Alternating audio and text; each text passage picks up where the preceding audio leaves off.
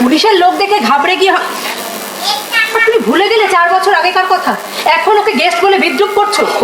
এই জন্যেরা, আরে বাবা পরিমল তো আর ইউনিফর্মে আসছে না যে ওকে পুলিশের লোক বলে বোঝা যাবে।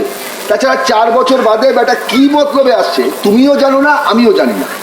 বড় বাজারের মতো থানার সাব ইন্সপেক্টর পরিমল, যেখানে রোজ সকাল সন্ধ্যে চুরি ছিনতাই লেগেই থাকে, আর জাঁদরের সাব ইন্সপেক্টর হিসেবে পরিমল পুতুতুরুর একটা সুনাম আছে। তাই বেটা যদি কোনো ফন্দি টন্দি থাকে পরিমল ঠিক ছিল।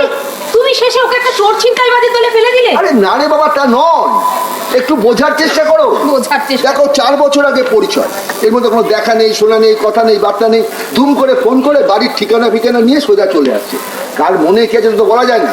তাই ব্যাটার মনে যদি কোনো কুমতলব থাকে পরিমল সেটা হ্যান্ডেল করে নেবে, যেটা সাদা চোখে তুমি আমি ধরতেই পারবো না। আচ্ছা, তখন থেকে তুমি ওকে ব্যাটা ব্যাটা করছো কেন বলো তো? তাতে কি হলো? কথাটা বড্ড কানে লাগছে।